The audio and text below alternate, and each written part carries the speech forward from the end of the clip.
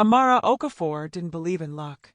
Not until an email titled, "Congratulations, winner," landed in her inbox while she was halfway through instant noodles and a Netflix rerun. At first, she laughed. Scam. Then, she reread the sender. Han River Heights Luxury Apartments, Seoul. And the fine print. You are the official winner of our new resident giveaway. Your fully furnished apartment awaits, Unit 8B. Amara dropped her chopsticks. She had filled that entry 4 months ago for fun, when her colleague dared her to manifest a rich life. By evening, she stood outside the shimmering glass tower, suitcase in hand, Seoul's skyline glinting like it was clapping for her. The building was absurdly beautiful, marble lobby, water walls, the faint scent of jasmine and money. The doorman bowed politely. "Miss Okafor, welcome to Han River Heights." Her heart fluttered. "You mean this isn't a dream?" He smiled. "Not unless dreams come with concierge service." Inside, her new home looked like something out of a drama, sleek gray interiors, a balcony that kissed the city, and a neighbor whose door read 8A Kongjh. The name sounded familiar, but she shrugged it off. That night, she danced barefoot across the marble floors, blasting Afrobeats through her Bluetooth speaker. Freedom had a rhythm, and it was loud. At 9:03 p.m., across the wall, Kang Ji-hoon stopped typing mid-email. The CEO of Kang Design Group, known for his precision and quiet temper, stared at the ceiling in disbelief. He was finalizing a contract worth 20 billion won, and somewhere behind the wall, a woman was shouting, "Turn up the volume!" He reached for his phone and dialed the front desk. "Unit 8B, he said sharply. "Tell them to turn it down." 10 minutes later, the music stopped. Then came a knock. "Welcome to Munlyt Stories, where Munlyt meets myth. Love timeless tales? Then hit like, subscribe. Don't forget to tell us where you are watching from in the comment, and join the circle. Every story begins with you." He opened the door and froze. Amara stood there, bright curls wrapped in a scarf, holding a plate. "Peace offering," she said cheerfully. "Jollof rice. My music offended you, apparently." Ji-hoon blinked. "You're the new tenant." "The lucky one," she said, smiling. "Though you don't look happy about it." He exhaled slowly. "I'm not used to noise." "Then you'll hate me," she teased. "I was born loud." For a second, his lips twitched. Almost a smile. Then he cleared his throat. "Thank you for the food. And congratulations on winning." She grinned. "Thank you. Try it while it's warm. Happiness is better that way." As she turned to leave, he glanced at the plate in his hand. The rice smelled like fire and sunshine, completely opposite of his minimalist apartment. He didn't realize he was still staring at her door long after it closed. Inside, Amara unpacked her last box, humming softly. She could already tell her next-door neighbor was going to be a problem. A very handsome, very serious problem. And the wall between them, too thin for peace, too strong for denial. By the third morning, Amara had learned 3 things about her next-door neighbor. 1. He woke up at 5:30 a.m. 2. He liked his coffee black and his routine stricter than Seoul traffic. 3. He had no sense of humor. The trouble started with a blender. She was making a smoothie, strawberry, banana, and a little too much enthusiasm, when the machine gave a heroic whine that echoed through the paper-thin wall. Seconds later, the doorbell rang. Amara opened it to find Kang Ji-hoon, suit perfectly pressed, eyes sharp enough to file a complaint by themselves. He held a tablet, the kind CEOs used to fire people and sign million-won deals. "Miss Okafor," he began, voice clipped, "your blender violates the quiet hour policy. It's in the resident handbook." She crossed her arms. "You memorized the handbook?" "I helped write it," he replied flatly. Amara blinked, then burst out laughing. "Of course you did." His jaw tightened. "Some of us work from home." "Noise is part of life," she interrupted. "People eat, breathe, blend. I'm not running a nightclub." His nostrils flared. "Decibel limits exist for a reason." "And so does breakfast," she said sweetly. "Want a smoothie?" It might soften that frown. For a second, Ji-hoon looked torn between slamming the door and accepting the peace offering. Instead, he muttered, "Some of us prefer coffee," and walked away. Amara shut her door, rolling her eyes. "And some of us prefer not to live next to a robot."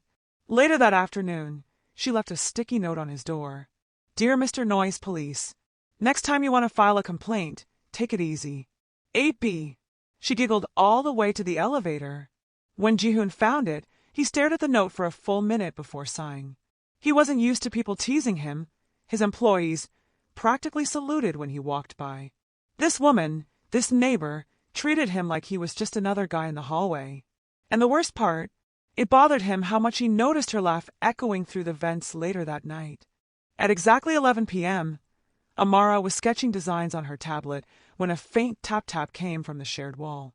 Then a voice, muffled but clear, "Miss Okafor, quiet hours begin now." She smirked. "Good night, Mr. Noise Police." Ji-hoon exhaled a slow, incredulous laugh, the first in months. He didn't know it yet, but her noise was starting to sound a lot like life returning to his world. And somewhere in apartment 8B, Amara grinned to herself. If Seoul wanted to test her patience, it had picked the perfect teacher next door. Kang Ji-hoon didn't do apologies. In his world, mistakes were fixed with precision, not emotion. But when his grandmother, Mrs. Kang, called that morning, her voice left him no room to escape. "You embarrassed yourself," she said. "And me. The new tenant is a guest of our building. You will apologize properly. Grandmother, no excuses. Dinner. Tonight. 8 o'clock. And you'll eat whatever she serves." Before he could protest, she hung up. Ji-hoon sighed, staring at his reflection in the mirror. "Eat whatever she serves," he muttered. This woman once made curry that smelled like revenge. Across the hall, Amara was pacing her living room, holding her phone on speaker. "He's coming to dinner?" Minna squealed. "Girl, this is war disguised as hospitality." "It's not war," Amara said, though her tone said otherwise. "It's an educational meal. I'll teach him that life doesn't come with a handbook. So, you're making jollof rice? Extra spicy." She grinned, tying her hair into a sleek bun. If Mr. Handbook wanted politeness, he'd get it, with peppered sincerity. At exactly 8 p.m., Ji-hoon knocked. He was punctual, of course. Wearing a navy suit like this was a board meeting instead of dinner next door. When she opened the door, he froze. Amara stood framed by the warm glow of her apartment, apron tied neatly, scent of tomato and spice drifting through the air. "I was told to apologize," he said stiffly. "And I was told to feed you," she replied. "So, come in before the food gets cold." He stepped inside cautiously, as if the furniture might explode. The table was small but charming, mismatched plates, candles, and a tiny plant centerpiece. Amara placed a steaming plate in front of him. Jollof rice. Nigerian classic. Handle with care. He picked up a spoon, skeptical. "It's orange." "It's passion," she corrected. "Taste before you judge." He took a bite. Stopped. Blinked. "It's hot." She smiled sweetly. "Good hot or bad hot?" He coughed. "Both." For the first time, she laughed, bright and unfiltered. It startled him, that sound, like something that belonged in the quiet spaces he'd forgotten how to fill. Between bites and teasing, the tension softened. She asked about his work. He asked how she ended up in Seoul. "I came here chasing design dreams," she said. "Didn't know they'd come with a fussy neighbor bonus." He chuckled under his breath. "Didn't know I'd be outwitted by a blender owner." By the time dessert arrived, improvised ice cream sandwiches, they were laughing like people who had known each other for years, not days. When he stood to leave, he hesitated at the door. "Thank you for dinner. And patience." Amara nodded, her smile gentler this time. "Next time, you bring the apology. I'll handle the flavor." As the door closed, Ji-hoon realized something unsettling. He'd walked in planning to endure dinner, but somewhere between the rice and her laughter, he'd actually enjoyed it. 2 days after the apology dinner, Amara found a small note taped to her door. "Rooftop garden, 6 p.m. for peace negotiations. Bring your blender. KJH." She laughed out loud. The robot had grown a sense of humor. By evening, she climbed the glass stairwell to the rooftop, her curls bouncing, the city glowing beneath her. The air smelled of wet pavement and orange blossoms. Seoul at sunset was a painting, warm, infinite, forgiving. Ji-hoon was already there, sleeves rolled, tie gone, a rare smile flirting with his lips. A small picnic basket sat beside him. "Peace offering," he said, holding up 2 cans of iced coffee. "Non-blended." She raised an eyebrow. "You're improving, Mr. Handbook." "I read somewhere peace begins with caffeine," he replied, handing her a can. They sat on the low garden wall, feet dangling above the city. The Han River shimmered like liquid light in the distance. For once, neither of them felt the need to fill the silence. "Why architecture?" she asked finally. He looked out over the skyline. "My father built things. After he passed, I thought continuing his company would make me feel close to him. But it's hard to build anything when you're afraid to fail." His voice was quiet, stripped of its CEO polish. Amara turned toward him, her tone soft. "Failure doesn't erase legacy. It proves you're still trying." He smiled faintly. "You sound like my grandmother." "I take that as a compliment. She seems wise." "She's terrifying," he said dryly. "She sent me to apologize." Amara burst out laughing. "Knew it. You're not a natural apologizer." "I'm learning," he said. "You're a good teacher." They talked until the lights of the city blinked awake one by one. Stories spilled easily. Her first winter in Korea.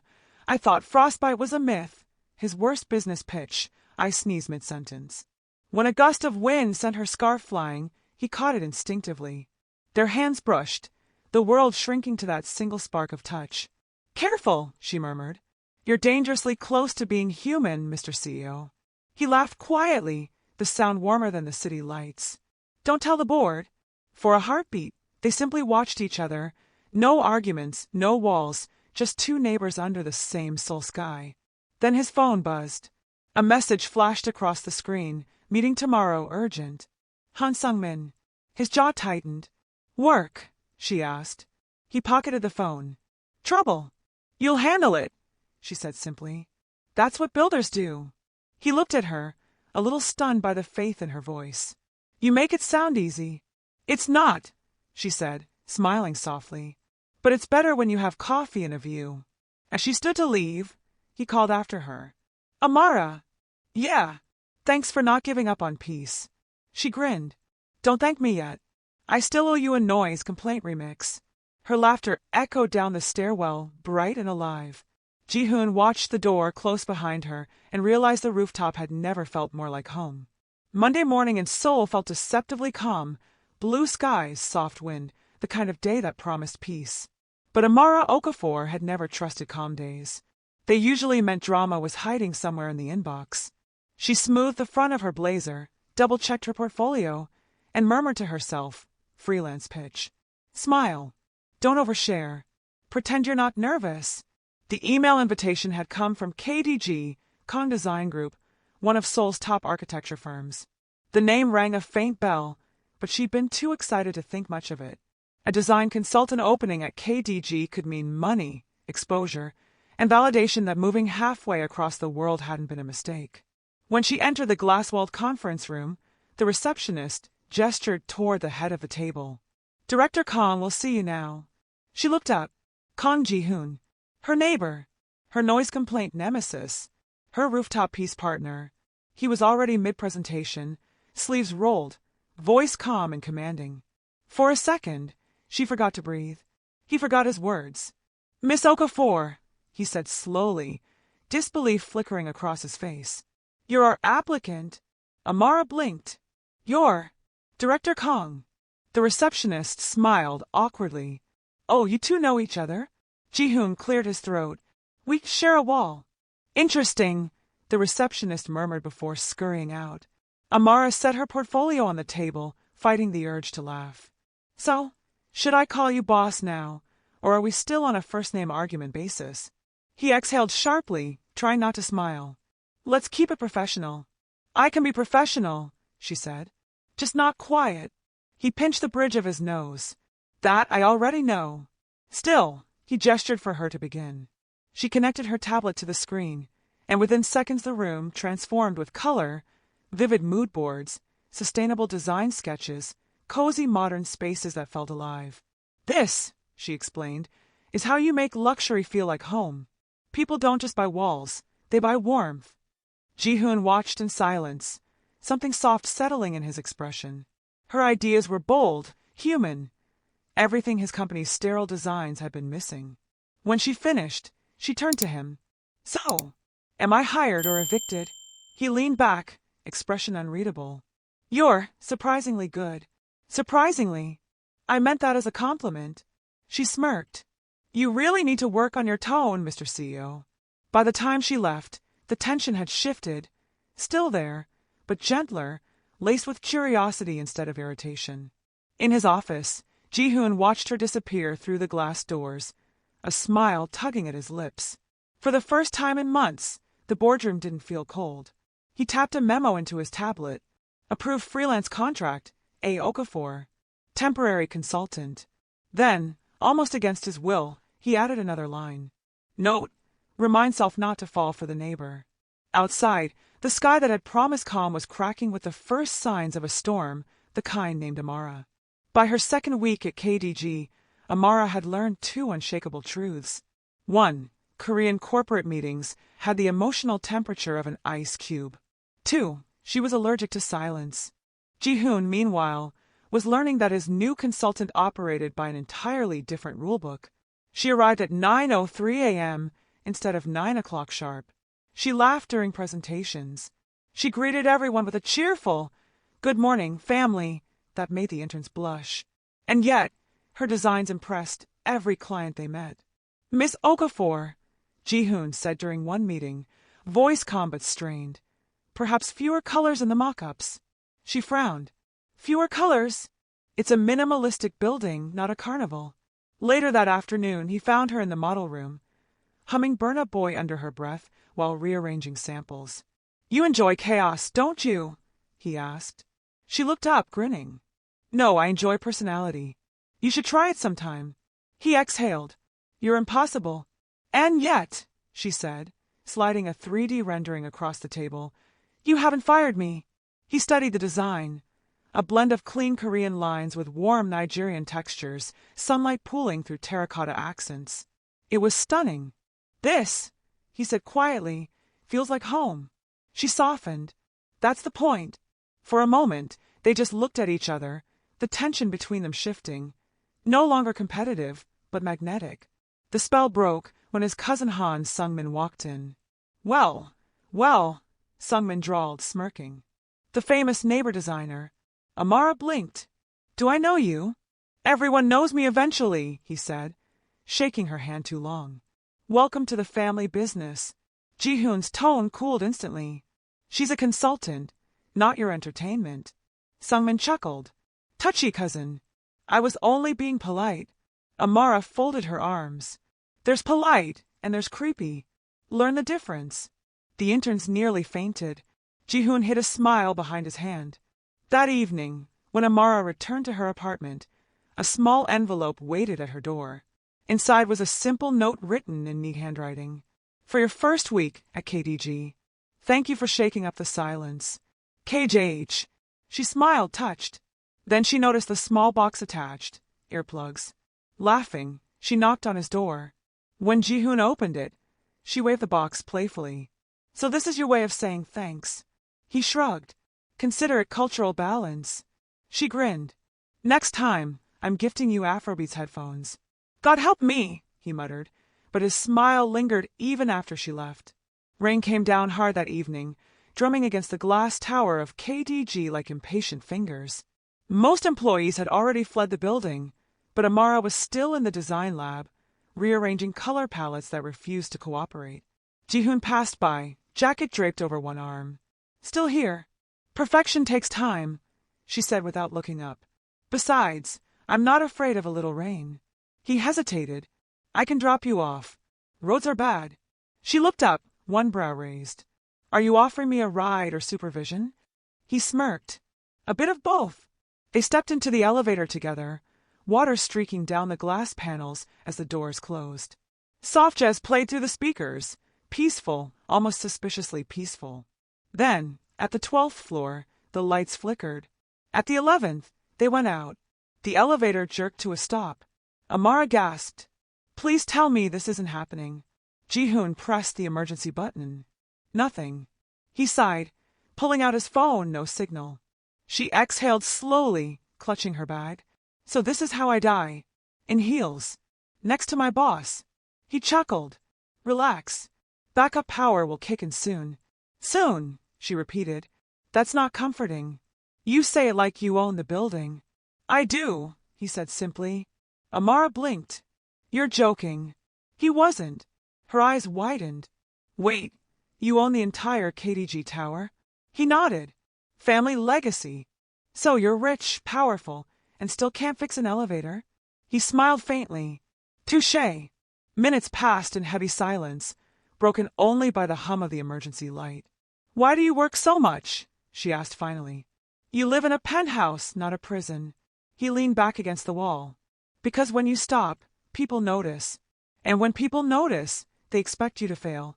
His tone was calm, but she heard the fatigue behind it. She studied him. Perfect posture, perfect suit, eyes that rarely rested. For all his control, he looked lonely. You know, she said gently, perfection's exhausting. You should try chaos sometime. It's fun. He looked at her, really looked, and something in his gaze softened. You make chaos sound beautiful. Because it is, she said. It means you're living. A silence fell between them again, quieter this time, almost intimate. The emergency light glowed warm on their faces. Then, without warning, the elevator jolted back to life. Amara stumbled forward, catching herself against his chest. Ji-hoon steadied her, hands lingering a moment too long. You okay? He asked, voice low. Yeah, she whispered, stepping back. Just surviving your building's personality. He smiled, eyes still on her. Next time, take the stairs. Only if you're coming too, she said before realizing the words had escaped. The doors opened with a soft chime, and they both stepped out, pretending their hearts hadn't just skipped the same beat. The night after the elevator incident, Amara couldn't stop thinking about Ji-hoon. The way his voice had softened in the dark. The way his hand had steadied her, not out of duty, but instinct. She told herself it meant nothing, just adrenaline. Yet when she heard a knock later that evening, her heart leaped before her mind could catch up. She opened the door to find Ji-hoon standing there, sleeves rolled, no suit jacket this time. Just him. Hungry? He asked simply. I made something. Amara blinked. You cook? He lifted a small pot. Attempted to. My grandmother said sharing food builds bridges. I'm testing the theory. She chuckled. Depends on what's in the pot. If it's ramen, we might need diplomacy. Kimchi stew, he said, a little defensive. With extra tofu. Look at you, Mr. Noise Police learning flavor. She stepped aside, letting him in. They ate on her couch, bowls steaming between them, the hum of the city below filling the quiet. The stew was surprisingly good, comforting, a little spicy, much like the man who made it. So, Amara said, leaning back, what's the story behind the serious face and the elevator that hates me? He smirked faintly. You don't give up, do you? Not in my vocabulary. He was silent for a moment, stirring his food. Then he said quietly, 2 years ago, one of our projects collapsed during construction. A structural flaw. 3 workers were injured. The press blamed me. My father's name carried the scandal. He passed away before we could clear it. Her smile faded. Ji-hoon. I'm so sorry. He shrugged lightly, though his eyes betrayed the ache. I spent a year rebuilding everything. The company, the image, myself. I guess that's why I like silence. It's the only thing that doesn't argue. Amara looked at him, heart heavy and tender all at once. Silence also doesn't listen, she said softly. You can't heal in it. You just hide. He met her gaze. You really believe that? I do. Healing's messy. Loud. Sometimes it looks like laughter at the wrong time, or jollof rice at midnight. A quiet laugh escaped him, real and guarded. You always have a metaphor ready. It's part of my charm, she teased. I make chaos poetic. For a moment, the air between them shifted, gentle, almost fragile. He looked at her like she was something he hadn't realized he was missing. Then her phone buzzed on the table, breaking the spell. A text from her cousin Minna. Don't fall for the CEO. They always come with trauma and great cheekbones. Amara snorted and quickly flipped her phone. Nothing important. Ji-hoon smiled knowingly. Sounded important. She grinned. Only if you start posing dramatically by the window. He laughed again, softer this time. I'll keep that in mind. When he left, the room felt warmer than before, like his laughter had left something behind. And when she closed the door, Amara realized her heart was no longer quiet. By Monday morning, the whole of Seoul seemed to know her name. Amara was halfway through her second coffee when her phone exploded with messages. Minna first. Girl, you're trending. Hashtag Seon the neighbor is everywhere. Then Jihoon from work. Yuni, is it true? You and Kong Jihoon. Check neighbor right now. Amara clicked the link and nearly dropped her cup. There it was. Foreign designer linked to Kong Design Group CEO. Romantic dinners and rooftop meetings revealed. Below, grainy photos. Jihoon leaving her apartment, her scarf catching the wind, the two of them laughing over coffee. Oh no, she breathed. Oh, absolutely not. Across town, Jihoon was already in crisis mode. His assistant hovered nervously by the desk. The press wants a statement, she said. The board is furious. Jihoon rubbed his temples. They act like having dinner is a felony. Sir, the assistant added carefully, they're calling her a foreign opportunist. That word, opportunist, cut through the air like glass. He slammed the tablet shut. Get legal on standby. I'll handle this myself. Across town, Jihoon was already in crisis mode. His assistant hovered nervously by the desk. The press wants a statement, she said. The board is furious. Jihoon rubbed his temples. They act like having dinner is a felony. His jaw clenched. You think I wanted this? I never asked them to photograph you. Her voice softened but didn't break. I know you didn't. But you have power here, Jihoon. Use it to protect, not just to control. He looked at her then, really looked, and realized she wasn't angry for herself.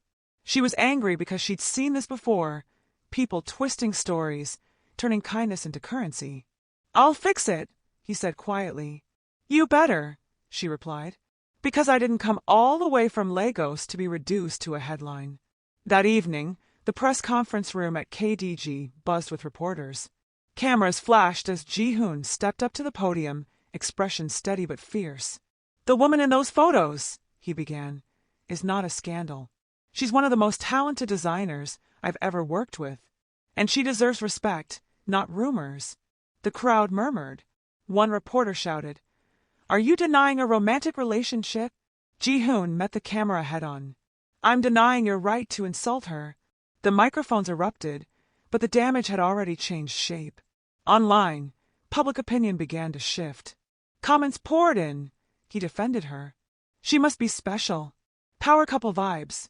Back in her apartment, Amara watched the broadcast stunned. Her phone buzzed again, one new message. Sorry you had to go through that. I'll protect you, Amara. I promise. KJH. She smiled faintly, whispering to herself, You're learning, Mr. CEO. But in the reflection of her window, the city lights flickered like warning signs because promises in Seoul often came with a price. The morning after the press conference, Amara expected the city to move on. Seoul rarely lingered on yesterday's gossip. New drama always came faster than the last. But this time it didn't fade. Her inbox overflowed with collaboration requests and interview offers. Half the city now loved her, the other half called her the woman who bewitched a chaebol. In the middle of it all, Jihoon showed up at her door, holding 2 cups of coffee. Is this your peace treaty or a PR stunt? She asked, leaning on the doorframe. Both, he admitted, handing her one. We have to meet with the board this afternoon. They want to know how we plan to manage public perception. Amara groaned. That sounds like something robots say before deleting emotions. He almost smiled.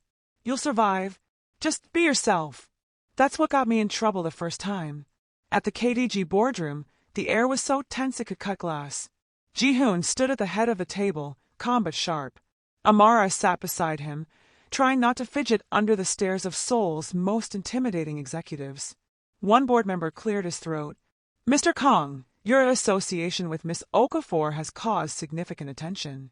We need reassurance that it won't damage the company's image. Amara leaned forward before Jihoon could answer. With respect, sir, innovation and image can't grow from fear. People follow authenticity, real stories, real collaboration. If your company wants to feel human again, maybe a little honesty is good press. The room went silent. Then, To her shock, Ji-hoon said quietly, "I agree." Every head turned. "She's right," he continued. "We've built walls for years. Perfect designs, perfect lies. Maybe it's time to open the windows." Amara glanced at him, stunned. The man who once lived by rules was now quoting her spirit back at the board. After the meeting, they stood in the lobby, adrenaline still buzzing through the air. "You were fearless in there," he said. "Fearless or foolish," she replied, exhaling. "Can't tell the difference sometimes." "You gave them something I couldn't," he admitted. A reminder that people aren't just metrics. She tilted her head. "Are you saying you need me, Mr. CEO?" He hesitated, then met her gaze. "Professionally." "Sure," she teased. "Let's stick with that for now." They shared a laugh, soft, unforced, the kind that made the tension melt away. As they stepped outside, the late afternoon sunlight broke through the clouds. Reporters lingered by the gate, cameras flashing again. Without thinking, Ji-hoon reached for her hand, not for show, not for strategy, but because it felt right. Her eyes widened. "You know they're taking pictures, right?" "I know," he said, squeezing gently. "Let them." And for once, Amara didn't mind being seen. If there was one thing Amara had learned in Seoul, it was that nothing good ever began with the words, "My grandmother would like to meet you." Especially not when that grandmother was Mrs. Kang Soo-min, Seoul's most intimidating matriarch and part owner of half the buildings Amara had walked past that morning. The invitation had arrived in a silver envelope delivered by a chauffeur. Dinner, 7 p.m. Formal attire. No excuses. By the time Amara reached the Kang family estate, a sprawling mix of modern glass and traditional hanok, her nerves were vibrating louder than her heels on the marble floor. The door opened to reveal Mrs. Kang herself, regal in a navy silk hanbok, eyes sharp with quiet amusement. "You must be Amara," she said. "You're prettier than the headlines." Amara managed a laugh. "Ma'am, headlines use bad lighting." Mrs. Kang smiled faintly, clearly intrigued. "Come in. Let's see if your manners are as good as your humor." The dining table was long enough to seat 20. Only 4 chairs were filled, Mrs. Kang at the head, Ji-hoon to her right, Amara to her left, and across from her, a man she immediately disliked on instinct, Han Sung-min, Ji-hoon's cousin. "Ah," Sung-min said, grinning too wide, "the famous neighbor. Tell me, Miss Okafor, what's it like living next door to Seoul's coldest CEO?" Amara smiled sweetly. Warmer than sitting across from Seoul's rudest cousin. Ji-hoon nearly choked on his water. Mrs. Kang chuckled, dabbing her lips. "I like her." Dinner began, an elegant parade of dishes, bulgogi, japchae, and an unexpected addition, a small bowl of pepper soup, clearly prepared for her. "You made this?" Amara asked. "I asked our chef to follow your recipe," Mrs. Kang replied. "My grandson said it could burn sadness out of a man." Ji-hoon groaned quietly. "Grandmother." "Hush," she said. "Let the girl eat." Halfway through dinner, Sung-min leaned forward again. "So, Miss Okafor, do you plan to stay in Seoul long term? Or just until your project with Ji-hoon ends?" Amara set down her chopsticks carefully. "My project isn't tied to anyone's last name," she said. "But thank you for your concern." Mrs. Kang smirked. "She has a backbone, Ji-hoon. Don't ruin her with all your rules." Amara grinned. "Oh, he's trying. But I fight back with food." The old woman laughed aloud, a deep, genuine sound that made Ji-hoon blink in surprise. He couldn't remember the last time his grandmother had laughed like that. When dinner ended, Mrs. Kang walked Amara to the door. "You're different," she said softly. "Don't let the city make you smaller." Amara bowed slightly. "I don't know how to be small, ma'am." Mrs. Kang smiled approvingly. "Good. Maybe that's exactly what my grandson needs." As the car drove her back home, Amara exhaled in disbelief. She'd survived the Kang family dinner, barely. And if Mrs. Kang's knowing smile meant anything, she might have just won an unexpected ally. The week after dinner at the Kang estate began quietly enough, too quietly. Ji-hoon buried himself in meetings. Amara buried herself in design sketches. They hadn't seen each other since the dinner, but his grandmother's teasing words, "Maybe that's what my grandson needs," still echoed in both their minds. Then, one Wednesday morning, the quiet shattered. Amara stepped into the KDG lobby, greeted by whispers and flashes of surprise from the staff. Her first instinct, not another headline. Her second, why is everyone staring behind me? She turned and froze, standing near the reception desk, smiling with the confidence of a man who'd never been told no, was Chukwunwosu. Tall, handsome, Nigerian, and once upon a time, the man she thought she'd marry. Amara Okafor, he said warmly, stepping forward, still making the world brighter one design at a time. Her voice caught between disbelief and irritation. Chuka, what are you doing in Seoul? I'm here for the Global Design Expo, he said. And as fate would have it, KDG is one of the sponsors. Fate. The same word that once sounded romantic now felt like a bad joke. Minutes later, she found herself in Jihoon's office, Chuka right beside her, chatting animatedly. Director Kong, Chuka said with practiced charm, your company's reputation precedes you. I've admired your minimalist aesthetic for years. Jihoon's handshake was firm, polite, but his eyes flicked to Amara's. Who is he? They seemed to ask. An old friend, she said quickly. From Lagos. Old friend, Jihoon repeated, lips tightening slightly. I see. Chuka grinned. Don't let her modesty fool you. We were quite the team once. Projects, competitions, a little romance between deadlines. Amara's jaw dropped. Chuka! Jihoon's brows lifted. Romance! Chuka shrugged easily. We were young. But good design, like love, leaves a mark, doesn't it? The silence that followed was so sharp it could cut marble. Later, in the model room, Jihoon confronted her gently. You could have told me, he said. There wasn't anything to tell, she replied, focusing on her tablet. He's from the past. He didn't sound like it. She looked up, meeting his gaze. Are you jealous? He blinked, caught off guard. No. Concerned. About what? My old love life. He hesitated. About distraction. She smiled wryly. You mean yours or mine? He opened his mouth to respond, but the door burst open. Chuka again, all smiles. Dinner tonight, Amara. We have so much to catch up on. I have work, she said firmly. Jihoon stood abruptly. Actually, we both do. The tension was palpable. 2 men in one room, and 1,000 unsaid things hanging between them. That night, as Amara packed up her sketches, her phone buzzed. A message from Jihoon. If he becomes a problem, tell me. Not as your boss. As your neighbor. She smiled faintly, heart skipping.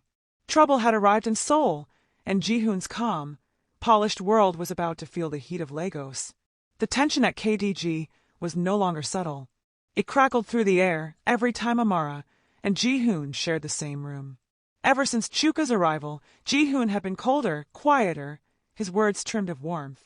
He didn't stop her from talking to Chuka, but the tightness in his jaw said enough. And Amara, she hated that it bothered her. That Friday, she stayed late, finishing up a client design. Chuka appeared at her desk, as charming as ever. Still the same workaholic, he teased. Come on, Amara. One drink won't hurt. I told you, Chuka, she said, not looking up. I'm not interested. He grinned. You never did know how to relax. Just then, the office door opened. Jihoon walked in, eyes instantly finding them. He didn't say a word, but the look between the 2 men was enough to drop the room's temperature 10 degrees.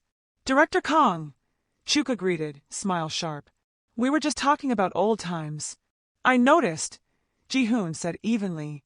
But this is a workplace, not a reunion hall. Chuka raised his hands. Relax. I wouldn't want to interrupt whatever arrangement you 2 have. Amara's chair scraped against the floor. Enough. Both of you. But Jihoon's voice came low, controlled. You should go home, Miss Okafor. It's late. Her eyes flashed. Don't talk to me like I'm your employee right now. You are my employee, he snapped. Not when you're acting like a jealous teenager. The silence that followed was electric. Chuka smirked, enjoying every second. Jihoon's jaw tightened. Good night, Miss Okafor. And just like that, he turned and walked out. The elevator ride home felt longer than ever. By the time Amara reached her apartment, she was vibrating with anger. She paced the floor, muttering to herself. How can someone be so brilliant and so impossible? A knock interrupted her storm. She yanked the door open. Ji-hoon stood there, still in his suit, rain dotting his shoulders. "What?" she demanded. He looked exhausted, conflicted. "I shouldn't have spoken to you like that." She folded her arms. "You think?" He sighed. "I'm not jealous." She arched an eyebrow. "Really?" "Because you look like a man losing an argument with his own heart." His lips twitched despite himself. "You drive me crazy." "Good," she said. "You needed some chaos."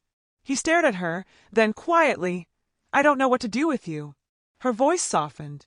"Maybe stop trying to do anything. Just be honest." He took a step closer, eyes dark with something unspoken. "If I'm honest, Amara, The lights flickered. Another power surge. The moment shattered. She exhaled shakily. "You should go before the building collapses again." He hesitated, then nodded slowly. "Tomorrow. We talk properly. No walls." When the door closed, Amara leaned against it, heart pounding. She'd wanted honesty. Now she wasn't sure she was ready for it. The Global Design Expo had transformed the COEX Convention Center into a city of glass and light. Every booth shimmered with digital displays and ambitious dreams, but Amara's section, KDG's collaboration pavilion, was the one everyone stopped to see. Her design concept, Home Between Worlds, merged Korean minimalism with Nigerian warmth. Clay textures met glass lines, woven fabric patterns framed sleek architecture. It was Seoul through the eyes of Lagos, and it was stunning. The only problem? Ji-hoon hadn't spoken to her in 3 days. He kept their interactions painfully professional since the argument. Meetings were short, messages formal, his once curious eyes distant. Still, she caught him watching her work from afar, just long enough to look proud, then guilty. "Amara," Minawa's voice chirped through her phone. "You look like you're about to faint. Eat something before you win an award or collapse trying." Amara laughed softly. "I'll eat after the investors finish pretending they understand art."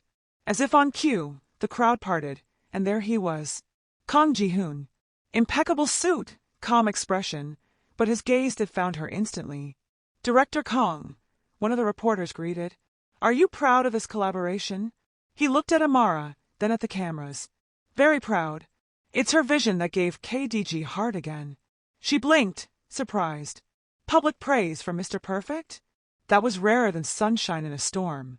After the interview, he approached her quietly. "The display's brilliant," he said. "You've outdone yourself." She met his eyes. "I had a good teacher, even if he's terrible at apologies." He smirked faintly. "You're still angry?" "Not angry," she said. "Just done being the only one trying." Before he could answer, Chuko appeared, all charm and noise. "There she is, the star of the expo. We're celebrating tonight, yes." Ji-hoon's smile vanished. "She's busy." Amara crossed her arms. "You don't get to decide that." Chuka grinned. "Exactly. You see, Amara, some people only appreciate what they think they own." Ji-hoon's voice dropped low. "Watch your words." Chuka leaned in. "Why?" "Scared the truth might sound too close." For a moment, the air between them was fire. Amara stepped between them, her voice sharp. "Enough. Both of you." She turned to Ji-hoon. "You don't have to protect me from my past. I survived it." Then she faced Chuka. "And you. Stop using nostalgia as a weapon. Whatever we had ended before I packed my bags." The crowd had fallen silent, half watching, half pretending not to. Amara lifted her chin and walked toward her display again, heart hammering but steady. Ji-hoon followed after a long pause, his voice softer this time. "You were right. I keep trying to control what I'm afraid to lose." She looked at him, eyes searching. "Then maybe stop controlling and just choose." He exhaled, emotion flickering behind his calm. "I already did." And as the cameras flashed, the lights reflected off the model of her design. 2 structures standing side by side, connected by a single bridge. Just like them. 2 days after the expo, KDG's headquarters buzzed with congratulations. Clients flooded in with offers, and the press dubbed the collaboration the rebirth of Korean design through a global heart. For once, Ji-hoon allowed himself to breathe. Amara's work had not only restored the company's image, it had restored something in him too. But peace never lasted long in his world. It began with a phone call from his assistant. "Director Kong, there's something you should see." A link. He clicked it. A photo. His blood ran cold. There, plastered across a gossip site, was an image of him and Amara, taken from outside her apartment balcony. She was laughing, barefoot, hair tied in a bun. He was leaning on the railing, smiling down at her like the world began and ended there. The headline read, "KDG CEO's secret affair confirmed. Insider source reveals hidden relationship." Below, leaked screenshots from internal emails, fabricated ones, painting her as an opportunist manipulating him for contracts. And at the bottom, the worst part, the source listed anonymously, but he didn't need to guess. Han Sung-min. By the time Ji-hoon reached the boardroom, chaos had erupted. Executives whispered in corners. Headlines scrolled across phones like wildfire. Sung-min sat smugly at the far end of the table. "We can't afford another scandal, cousin. The investors are nervous. Best to suspend her contract before it affects the brand." Ji-hoon's tone was razor-sharp. "You did this." Sung-min feigned innocence. "I only care about the company's reputation." The morning headlines hit Seoul before sunrise. KDG CEO's secret romance exposed. Foreign designer or corporate manipulator. Exclusive photos. Balcony nights at Han River Heights. Every headline was a knife, and Amara's laughter in those stolen pictures made them cut deeper. By the time she arrived at the office, the whispers had already spread. Phones lowered as she walked by. Some smiled with pity, others with judgment. At the top floor, Ji-hoon was already in the boardroom, face unreadable. "Director Kong," one board member began, "this company cannot afford another scandal.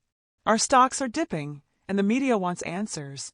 Another added sharply, "The woman's presence is compromising. Suspend her contract immediately."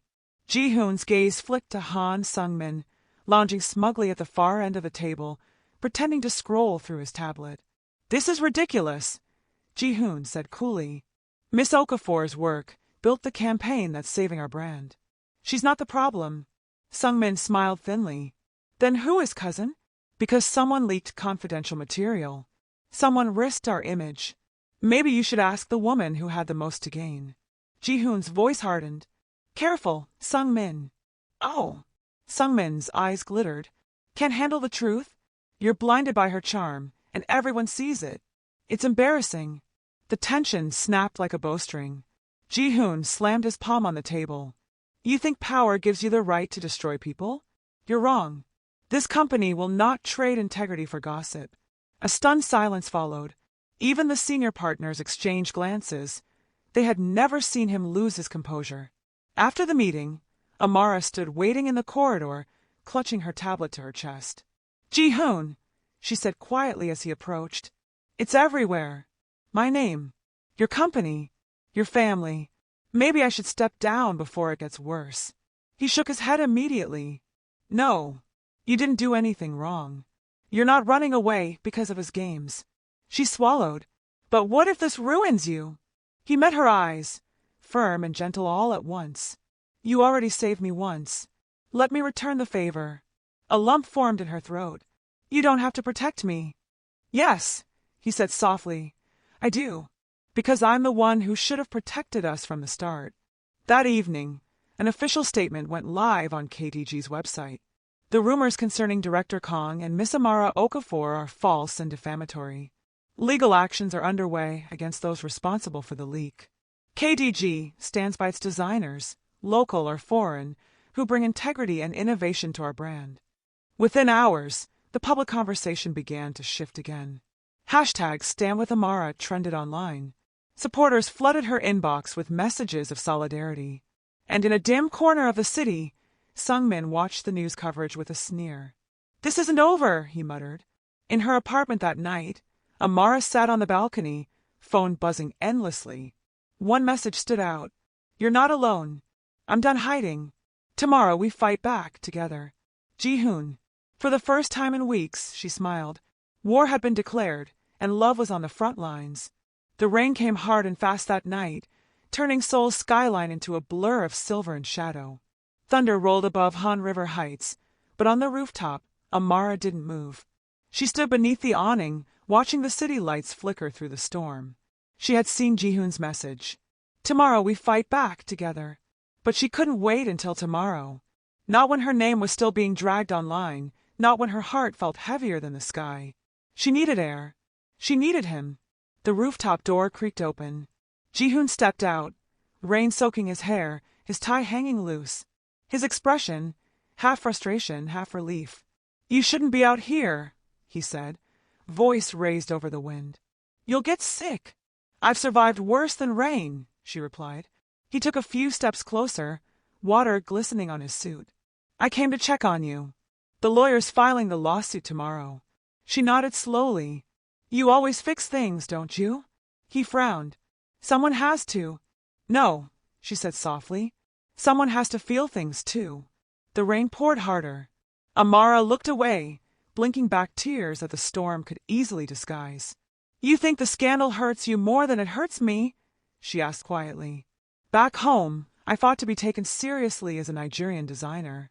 Here, I finally had a chance. Now everyone looks at me and sees pity or proof that I don't belong." Jihoon's voice cracked with emotion. "Don't say that. You belong here. You belong with—" He stopped himself. "With what?" she pressed, stepping closer. "Say it, Jihoon." He exhaled sharply, his composure fracturing. "With me." The word hung in the air, raw and trembling. "I tried not to," he went on, rain streaking down his face. "After my father died, after the scandal, I promised myself I'd never mix heart with work again. Then you moved in next door, blasting music, painting chaos into my quiet life, and I've been falling ever since." Amara stared at him, heart pounding louder than the thunder. "You waited this long to tell me." "I was afraid," he admitted. "Afraid you'd see me as another problem to solve." She let out a shaky laugh. "You are a problem. But maybe you're my favorite one." He smiled then, small, genuine, disarmed. A pause. Then she whispered, "You're soaked." "So are you," he replied.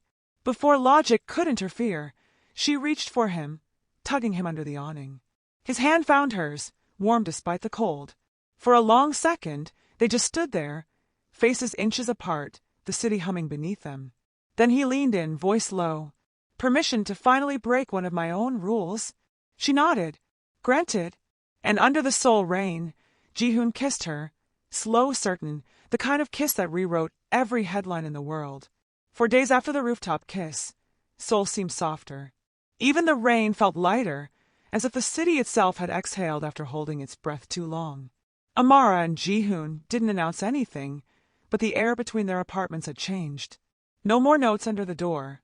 No more polite silence. Now there were quiet laughs, late-night conversations through the thin wall, and an unspoken comfort that felt dangerously close to peace. Until the drilling started. At 8 a.m. sharp, a construction crew arrived at Han River Heights with loud tools and louder apologies. "Renovation for water pipes," the foreman explained. "We must open both walls. Small damage only." Amara groaned. "You mean my wall, the one that separates me from the man who once complained about my blender?" Jihoon appeared at his doorway, coffee in hand, wearing that same maddening calm. "Don't worry.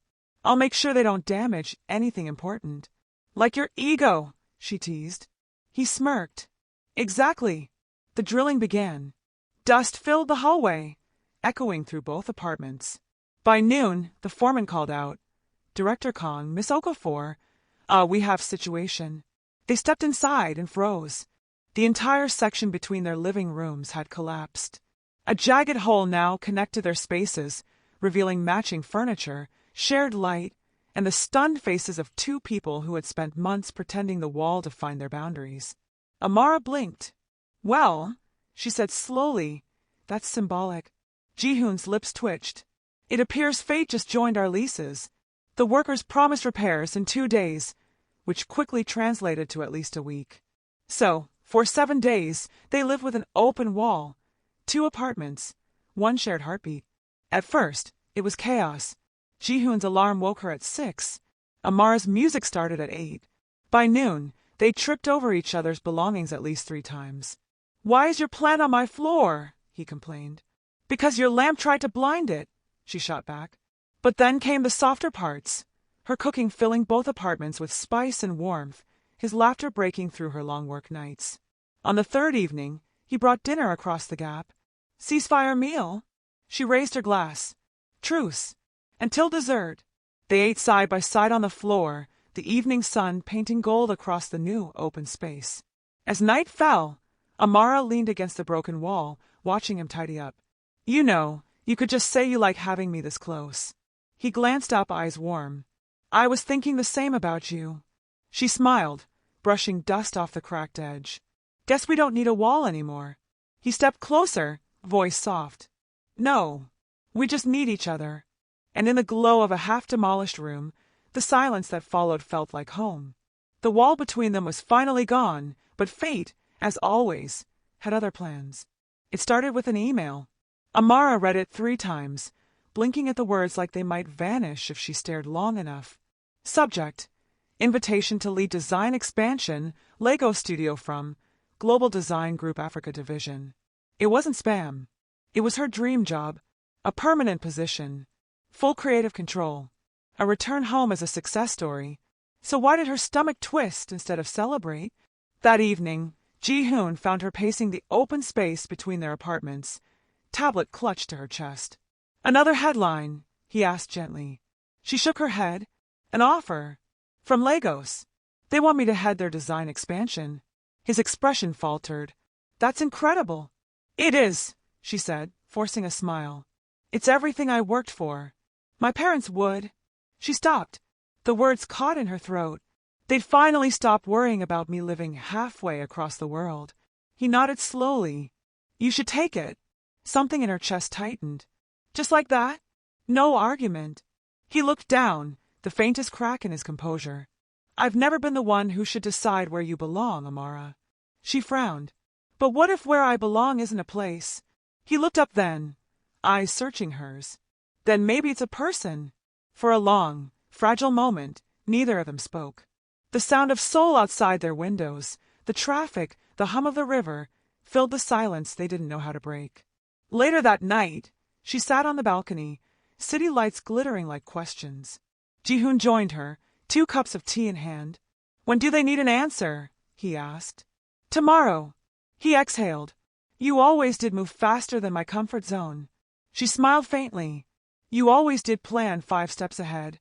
Maybe that's why we work. You build, I leap. He looked at her, emotion quiet but deep. If you go, I'll still be proud. You changed more than my company, Amara. You changed me. Her eyes glistened. And you taught me that walls, even the invisible ones, can come down. The wind carried their words into the night, scattering them like small promises. When she finally went inside, her phone buzzed again. A message from Lagos headquarters. We hope you'll accept. You're the future of design across continents. Amara typed her reply, paused, and deleted it. She wasn't ready to choose just yet. Across the open space, Ji-hoon's light was still on. She could see his shadow moving, restless, uncertain. She smiled softly. We'll see what tomorrow brings, she whispered. And for the first time in years, she let the future stay unwritten. Seoul Incheon Airport was alive with motion, suitcases rolling, flight boards blinking, and the kind of goodbyes that never sounded quite final. Amara stood near gate 23, passport in hand, her heart pounding louder than the boarding announcements. She had said yes to Lagos that morning. Yes to home, to growth, to the life she dreamed of before Seoul ever existed in her story. And yet, every step toward the gate felt heavier. Her phone buzzed. A single message. Don't go yet. KJH. She exhaled shakily. You're late, Ji-hoon. Back in the city, Ji-hoon was running. He had never missed a deadline, never broken protocol, never run through an airport in a suit, but tonight he was all chaos and heartbeat. Mrs. Kang's voice still echoed in his head from an hour earlier. If you love her, stop planning your life around what's safe. Go get her. He hadn't even responded. He just grabbed his keys and left. At the terminal, Amara stared at the big glass windows, trying to memorize the Seoul skyline one last time. Last call for Flight 1025 to Lagos, the intercom announced. Her grip on her ticket tightened. Maybe it's better this way, she whispered. Clean ending. No complications. Then came the voice she wasn't expecting to hear again. Hoarse, breathless, completely out of place among the travelers. Amara! She turned, disbelief flooding her chest. There he was, Kang Ji-hoon, hair messy, tie gone, eyes desperate and determined. He looked nothing like the CEO who measured every move. He looked human. You ran here, she asked, half laughing, half crying. Traffic, he panted, and stupidity. I almost let you leave. People slowed around them, sensing the drama. But Ji-hoon didn't care. He stepped closer. You can go. You should go. You've earned that dream. But if you walk through that gate without knowing this, then I'll regret every quiet, perfect moment we wasted. Amar's eyes filled. Ji-hoon. He swallowed hard. I love you. I don't know when it happened. Maybe the first noise complaint, maybe the first dinner, but it's true. You make my world loud in all the right ways. And if Seoul ever stops being home, it's because you took it with you. Her ticket trembled in her hand. The intercom echoed again. Final boarding for flight 1025. She glanced between the gate and the man who had just torn down every wall he'd ever built. Then she dropped her bag. You really couldn't have said that before I checked in, she teased, voice breaking. He smiled through the rain in his eyes. Wouldn't be us if it was easy. She laughed softly, stepping into his arms. Then let's make it loud. The crowd around them burst into applause as the final call faded. Outside, a plane took off, but this time she stayed. 6 months later, spring returned to Seoul, the kind of spring that made the city smell like new beginnings. Cherry blossoms lined the streets again, fluttering across balconies and cafes like tiny pink confetti. At Han River Heights, the two apartments that once stood divided by walls now shared a single open doorway. Unit 8A and 8B merged, rebuilt, and renamed by the tenants who no longer needed separate spaces. Amara stood by the window that overlooked the Han River, sketching quietly. The morning sun painted her skin gold, her curls tied neatly in a bun. Behind her, Ji-hoon moved about the kitchen in an apron, focused and serious, as if making pancakes were a corporate project. You measure syrup like it's a merger deal, she teased. He looked over his shoulder, smiling. I learned from someone who said cooking was architecture for the soul. She laughed. Sounds like something I'd say. It is, he said, sliding a plate toward her. See, I listen sometimes. She took a bite, pretending to consider. Slightly burnt. Artistic choice, he replied dryly. Adds character. Their days had settled into a rhythm, mornings filled with teasing, afternoons spent at the shared studio they opened downtown, Seoul meets Lagos, where modern Korean design met African texture and warmth. The scandal had long faded. Investors loved their partnership. Even Mrs. Kang visited once a week, pretending she came for business, but always leaving with a smile and leftovers. At night, the rooftop became their sanctuary again. They hosted dinners for friends, hung lanterns, and played Amara's playlists. Yes, even the loud Afrobeats Ji-hoon once swore would ruin his hearing. Now he danced to them, badly. One evening, as the sky blushed over the city, Amara rested her head on his shoulder. Do you ever miss the quiet? She asked softly. He shook his head. Not since you moved in next door. She smiled. You mean since I invaded your peace? Since you made it better, he corrected. She looked up at him, eyes warm. You know, when I almost left for Lagos, I thought I was chasing success. But this, she gestured to the rooftop, the city, the life they'd built. This feels like home.